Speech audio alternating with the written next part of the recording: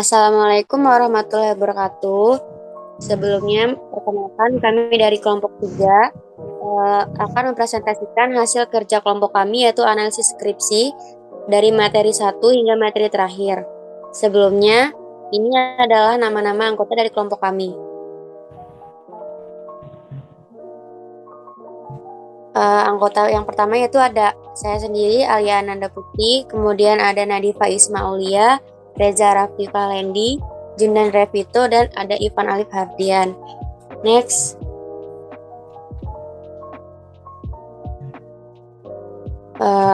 Selanjutnya untuk materi pertama yaitu analisis penggunaan huruf dan tanda baca akan dibacakan oleh saudara Ivan Alif.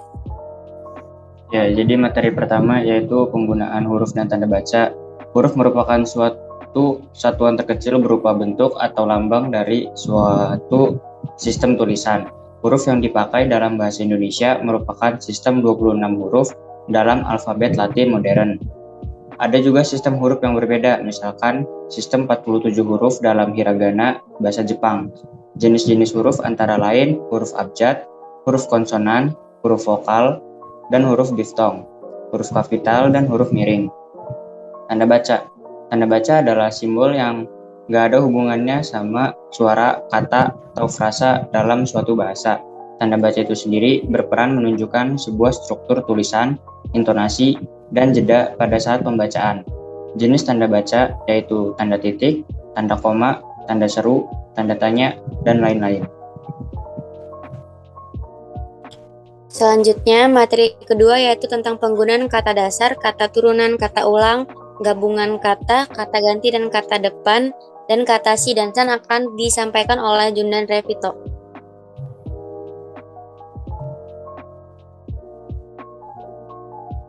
Penggunaan kata dasar. Kata dasar menurut KBBI adalah kata-kata yang menjadi dasar bentukan kata yang lebih besar. Misalnya jual menjadi dasar jualan, kata jualan menjadi dasar bentukan kata berjualan, lain-lain. Kata dasar ditulis sebagai satu kesatuan, seperti kantor pajak penuh sesak, saya pergi ke sekolah.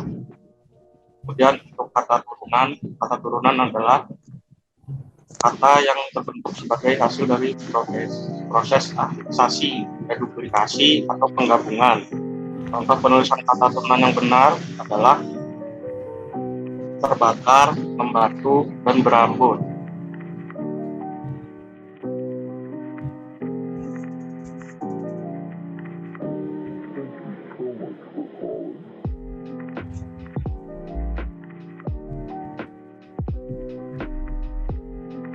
Kemudian untuk kata ulang merupakan hasil dari deduplikasi. Deduplikasi menurut Kamus Besar Bahasa Indonesia merupakan proses atau hasil perulangan kata atau unsur kata seperti rumah-rumah, tamu, dan bolak-balik.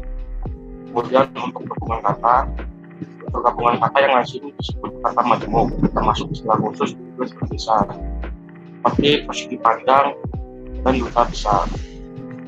Kedua, gabungan kata yang sudah padu ditulis serangkai.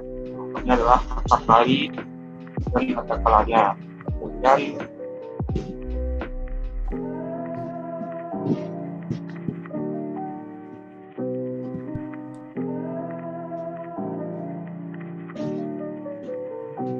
ganti adalah kata yang digunakan untuk memperlihatkan objek maupun subjek tanpa harus menyebut namanya. Kata ganti ku dan kau ditulis serangkai dengan kata yang mengikutinya, sedangkan ku, mu, dan nya ditulis serangkai dengan kata yang mengikutinya. Misalnya, rumah itu telah kujual. Kemudian untuk kata depan seperti di, ke, dari ditulis terpisah dari kata yang mengikutinya, seperti mana dia sekarang, atau kain itu disimpan di dalam lemari. Kemudian untuk kata si dan sang ditulis terpisah dari kata yang mengikutinya. Contohnya, coba itu dikembalikan pada si pengirim dan toko itu memberikan hadiah kepada si pembeli.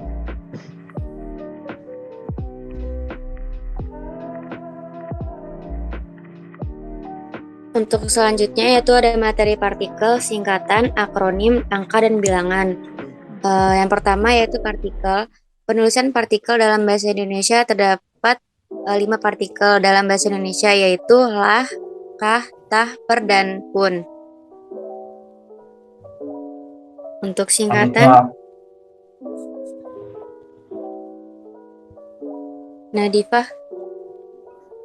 Oke, jadi singkatan adalah hasil menyingkat yang berupa huruf atau gabungan huruf. Singkatan juga dapat diartikan sebagai kependekan atau ringkasan. Singkatan biasanya digunakan untuk menyingkat nama orang, gelar, sapaan, jabatan, nama lembaga, satuan ukuran, hingga frase.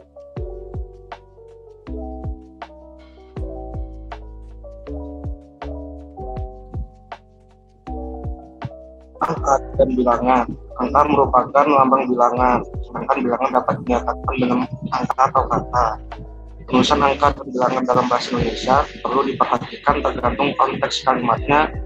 Penulisan angka dan bilangan sendiri cukup sering atau banyak digunakan untuk menyatakan jumlah atau banyaknya urutan.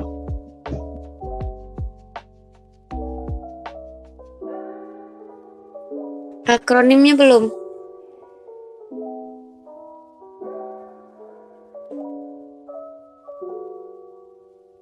Akronim adalah kependekan yang berupa gabungan huruf atau suku kata atau bagian lain yang ditulis dan dilafalkan sebagai kata yang wajar.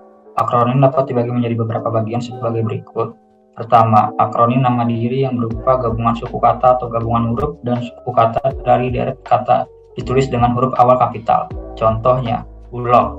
Bulog yaitu akronim dari Badan Urusan Logistik. Yang kedua, akronim bukan nama diri yang berupa gabungan huruf awal dan suku kata atau gabungan suku kata ditulis dengan huruf kecil. Contohnya, IPTEK. Akronim IPTEK yaitu Ilmu Pengetahuan dan Teknologi. Dan juga ada rudal yaitu peluru kendali.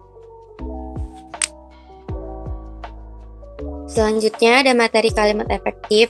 Kalimat efektif adalah kalimat yang dapat mengungkapkan gagasan sesuai dengan yang diharapkan oleh penulis atau pembicara. Suatu kalimat dapat dikatakan efektif jika si penerima pesan dapat menyampaikan kembali gagasan, pesan, perasaan, ataupun pemberitahuan sebagaimana yang dimaksud oleh pemberi pesan. Adapun ciri-ciri dari kalimat efektif yaitu ada kesepadanan, kecermatan dalam pemilihan dan penggunaan kata, kehematan, kelogisan, kesatuan dan kepaduan, dan keparalelan dan juga kesejajaran. Selanjutnya ada materi paragraf yang akan dibacakan oleh Nadifah. Oke, jadi di sini ada materi paragraf.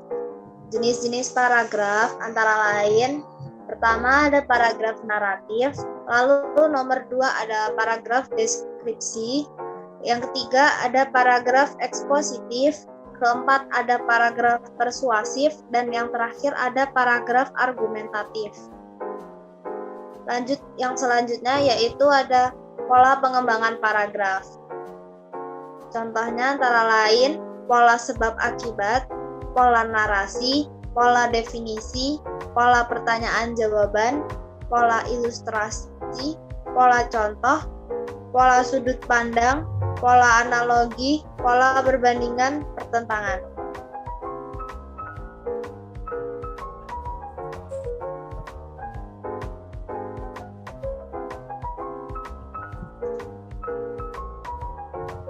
Udah.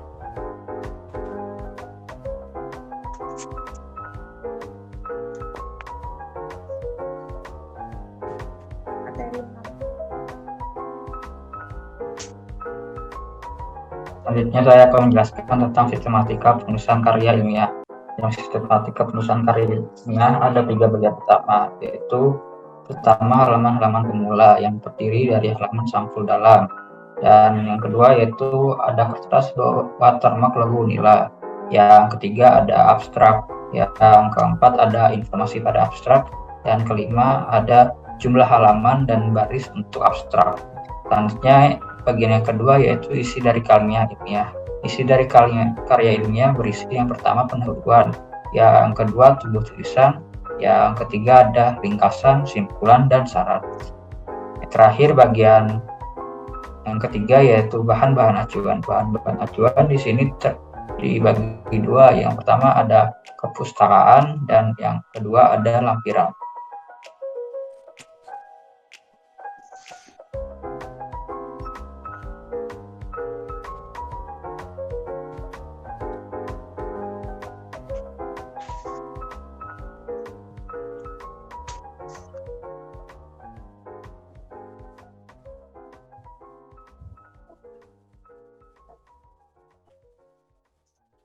Kemudian ada karya tulis ilmiah sistem rujukan.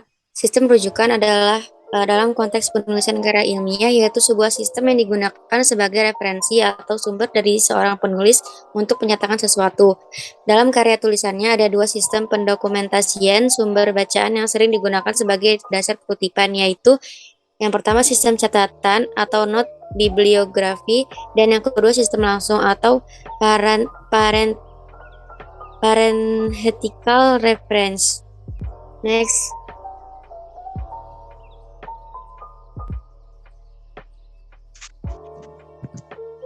Daftar pustaka. Daftar pustaka sendiri adalah tulisan yang terdapat di bagian akhir dari karya tulis yang berisi rujukan atau referensi pembuatan tulisan, penerbit, serta tahun terbitnya yang dijadikan rujukan ataupun sumber dari tulisan yang dibuat. Adapun urutan penulisan daftar pustaka yaitu nama penulis, tahun terbit, judul buku yang digunakan ditulis dengan huruf miring, nama kota atau tempat di mana karya diterbitkan, dan akhir dengan tanda titik 2.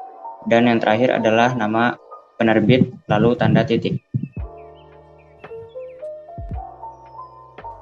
Untuk analisis kesalahan yang terdapat pada skripsi yang kami analisis ada di halaman berikut. Yang pertama ada analisis penggunaan huruf dan tanda baca, yang dimana seperti yang dapat dilihat terdapat kata-kata yang di-highlight dengan warna kuning. Hal ini menandakan bahwa kata-kata tersebut merupakan kata-kata asing yang merupakan penulisannya harus menggunakan kata miring atau italic, seperti contoh application logic, controller, router, reverse routing, link, route, RESTful control, dan lain-lain.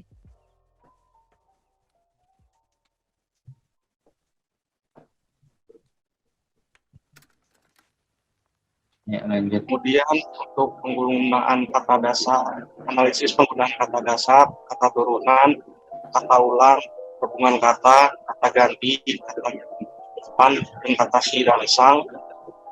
Pertama-tama jadi kesalahan pada penggunaan kata turunan, yaitu pada bagian riwayat hidup di paragraf 2, kalimat pertama, yaitu pendidikan taman kanak-kanak negeri PAUD TK Provinsi 2004 sekolah dasar diselesaikan. Tidak dipisah, harusnya tidak digabung dengan kata selesaikan. Dan jadi kesalahan penggunaan kata ulang yang terdapat pada bagian riwayat hidup di paragraf 2, kalimat pertama, yaitu pendidikan taman kanak-kanak negeri PAUD TK Provinsi 2004 sekolah dasar diselesaikan. Pada kata kanak-kanaknya itu karena yang kedua ada kata ulang, katanya hurufnya kecil, seharusnya ditulis hanya besar atau kapital. Kemudian yang ketiga terjadi kesalahan penulisan pada kata atau hubungan kata, yaitu pada bagian surat pernyataan di kalimat pertama, yaitu saya bertanda tangan. Seharusnya kata bertanda tangan dipisah menjadi bertanda tangan. Kemudian kesalahan nomor 4 yaitu terdapat pada kata depan, yaitu di, ke, dan dari, yaitu pada bagian surat pernyataan di kalimat 1, yaitu pada saya yang bertanda tangan di bawah ini. Pada kata di bawah, harusnya di dan bawah itu dipisah tulisannya.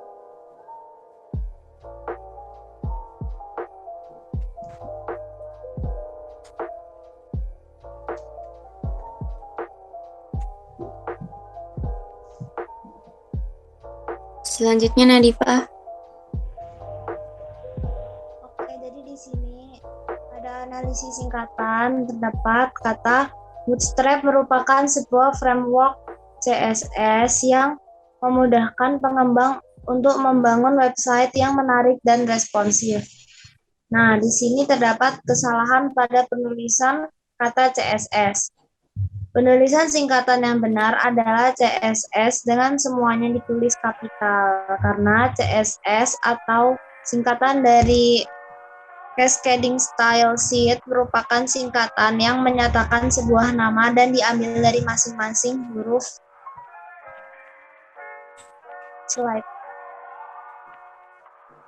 awal sehingga harus ditulis dengan huruf kapital. Lalu analisis singkatan selanjutnya yaitu di sini terdapat kalimat pendidikan Taman Kanak-kanak buka kurung TK Negeri PAUD Pertiwi. Nah, di sini kesalahannya yaitu terdapat tulisan PAUD dengan semuanya menggunakan huruf kecil.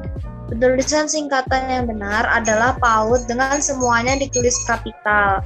Karena PAUD dalam kurung pendidikan anak usia dini merupakan singkatan yang menyatakan sebuah nama dan diambil dari masing-masing huruf awal, sehingga harus ditulis dengan huruf kapital. Selanjutnya, analisis kalimat efektif, yaitu beberapa komputer-komputer yang saling terhubung di dalam jaringan ini menyimpan dan juga memiliki beberapa file yang bisa diakses dan digunakan seperti halaman web dan juga data isinya dan juga data lainnya yang bisa digunakan dan juga diakses oleh berbagai komputer yang saling terhubung dengan internet. Kalimat tersebut kurang efektif karena terdapat pemborosan kata yaitu pada kata dan, sehingga dapat disederhanakan menjadi beberapa komputer-komputer yang saling terhubung di dalam jaringan ini menyimpan dan memiliki beberapa file.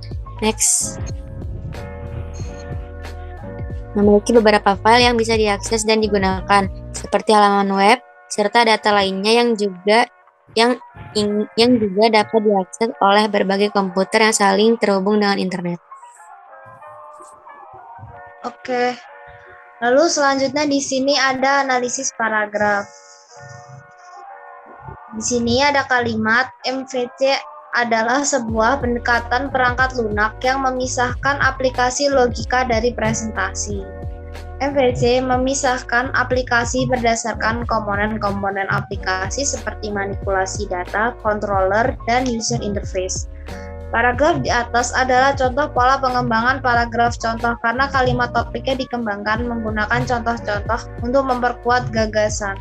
Kalimat topik kemudian dijelaskan lebih lanjut pada kalimat penjelas. Oke.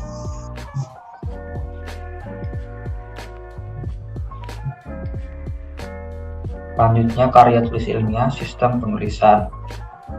Pada skripsi yang kami analisis terdapat kesalahan, yaitu tidak adanya halaman yang berisikan tulisan daftar pustaka yang ditulis di tengah-tengah halaman.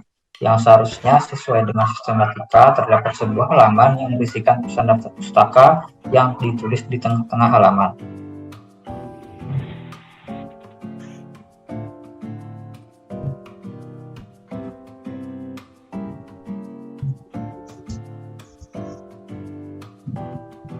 Untuk karya tulis ilmiah sistem perujukan, karena tidak terdapat kesalahan yang kami analisis dari skripsi, maka tidak kami cantumkan di dalam lampiran tersebut.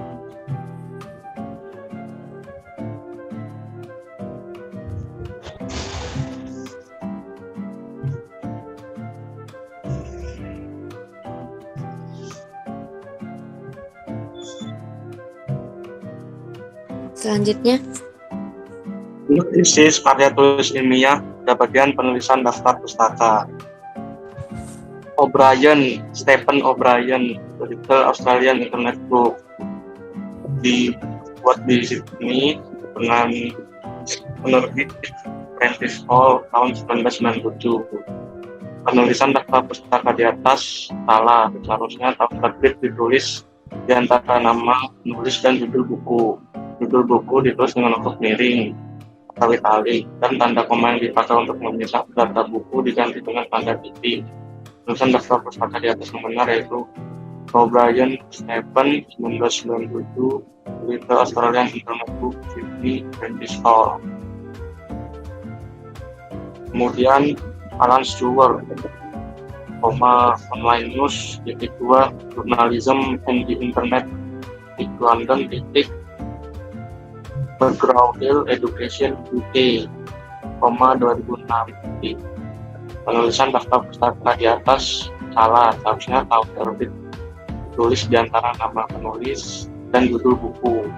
Judul buku ditulis dengan huruf miring atau italik, dan tanda koma yang dipakai untuk memisah data buku diganti dengan tanda titik. Penulisan daftar pustaka di atas yang benar yaitu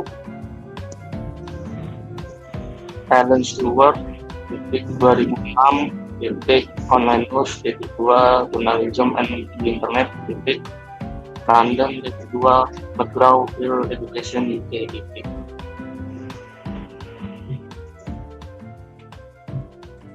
Baiklah, itu tadi penjelasan dari kelompok kami. Mohon maaf apabila terdapat kesalahan dalam penyampaian materi. Terima kasih. Wassalamualaikum warahmatullahi wabarakatuh. Waalaikumsalam warahmatullahi wabarakatuh. Waalaikumsalam warahmatullahi wabarakatuh. Waalaikumsalam warahmatullahi wabarakatuh.